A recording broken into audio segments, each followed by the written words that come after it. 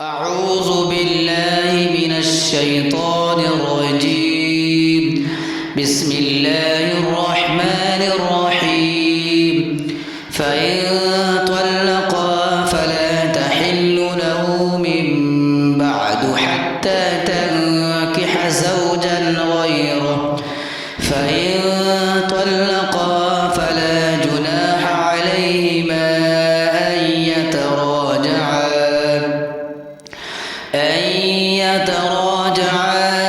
إن ظنا أن يقيما حدود الله، وتلك حدود الله يبينها لقوم يعلمون. وإذا طلقتم النساء فبلغن أجلهن فامسكوهن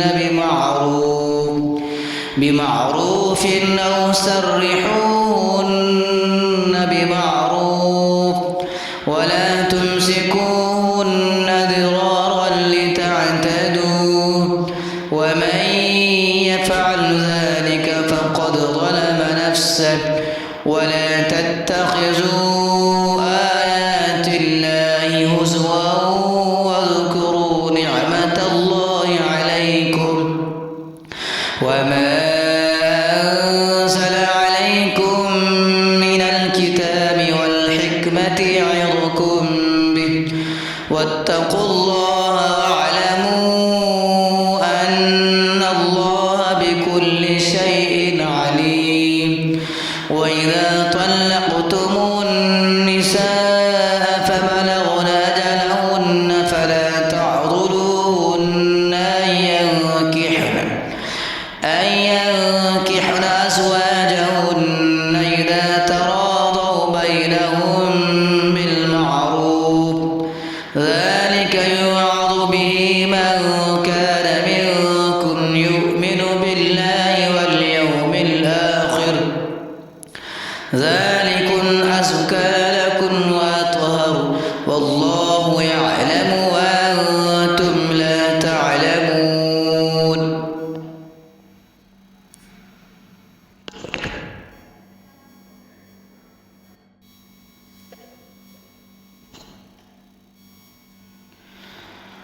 والوالدات يرضعن أولادهن حولين كاملين لمن أراد أن يتم الرضاعة، وعلى المولود له رزقهن وكسوتهن بالمعروف، لا تكلف نفس إلا وسعها، لا تضار والدة بولدها ولا مولود له بولده، وعلى الوارث مثل ذلك، فإن أرادا فصالا عن تراض منهما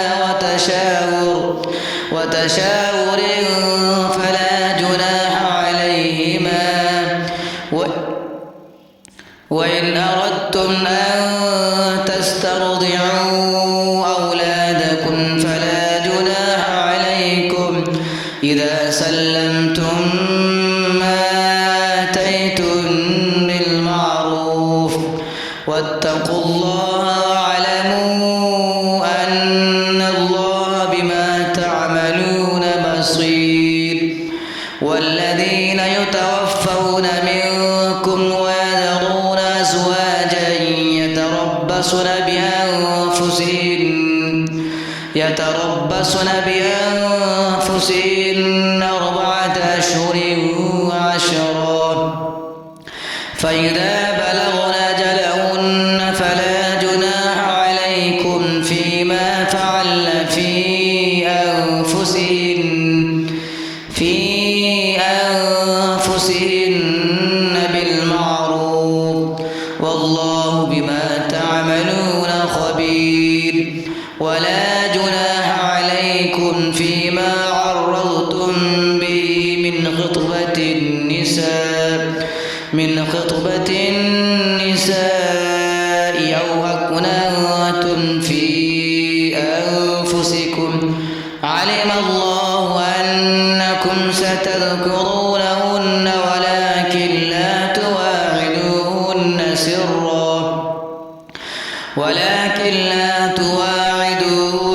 سرا إلا أن تقولوا قولا معروفا ولا تعزموا عقدة النكاح حتى يبلغ الكتاب أجله واعلموا أن الله يعلم ما في أنفسكم فاحذروه واعلموا أن الله غفور حليم. لا جناح عليكم إن طلقتم النساء ما لم تمسوهن أو تفرضوا لهن فريضة ومتعوهن على الموسع قدره وعلى المقتر قدره متاعا بالمعروف حقا على المحسنين. وإن طلقتموهن من قبل أن تمسوهن وقد فرضتم لهن فريضة فنصف ما فرضتم إلا أن يعفون أو يعفو الذي بيده عقدة النكاح وأن تعفوا أقرب للتقوى ولا تنسوا الفضل بينكم إن الله بما تعملون بصير. حافظوا على الصلوات والصلاة الوسطى وقوموا لله قانتين.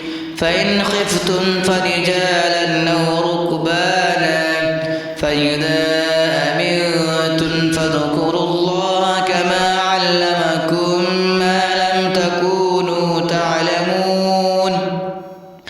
والذين يتوفون منكم ويذرون أزواجا وصية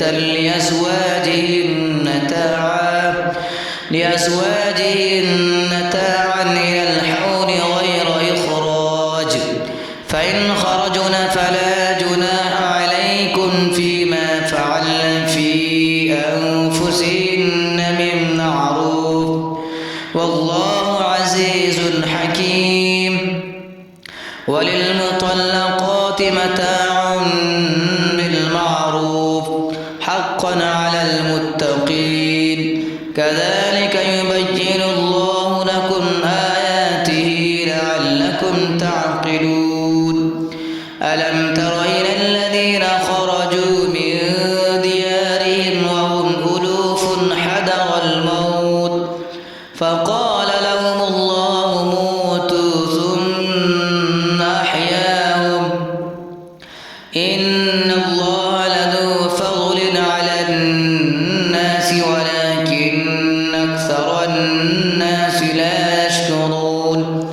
وقاتلوا في سبيل الله واعلموا أن الله سميع عليم. من ذا الذي يقرض الله قرضا حسنا فيضاعفه له أضعافا كثيرة والله يقبض ويبسط وإليه ترجعون. ألم تر إلى الملأ من بني إسرائيل من بعد موسى إذ قالوا لنبي له ابعث لنا ملكا نقاتل في سبيل الله قال هل عسيتم إن كتب عليكم القتال ألا تقاتلوا قالوا وما لنا ألا نقاتل في سبيل الله وقد خرجنا من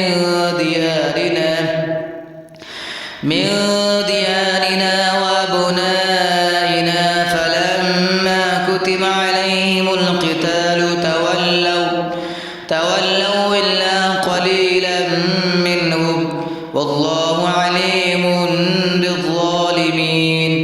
وقال لهم نبيهم إن الله قد بعث لكم طالوت ملكا قالوا أنى يكون له الملك علينا ونحن أحق بالملك منه ولم يؤت سعة من المال قال إن الله اصطفاه عليكم وزاده بسطة في العلم والجسم والله يؤتي ملكه من يشاء والله واسع عليم. وقال لهم نبيهم إن آية ملكه أن يأتيكم التابوت فيه سكينة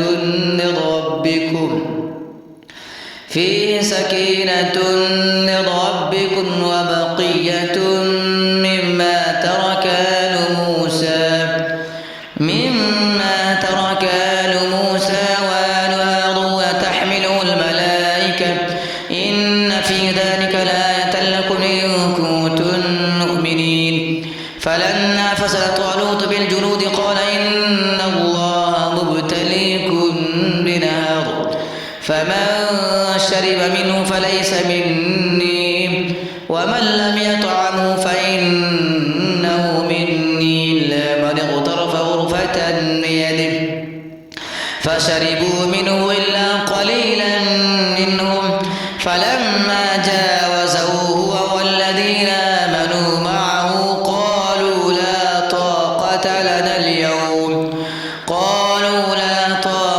لنا اليوم بجالوت وجنوده قال الذين يظنون أنهم ملاقو الله كم من فئة قليلة غلبت فئة كثيرة بإذن الله والله مع الصابرين. ولما برزوا لجالوت وجنوده قالوا ربنا افرغ علينا صبرا وثبت أقدامنا وانصرنا على القوم الكافرين فهزموهم بإذن الله وقتل داوود جالوت وآتاه الله الملك والحكمة وعلمه مما يشاء ولولا دفع الله الناس بعضهم ببعض لفسدت الأرض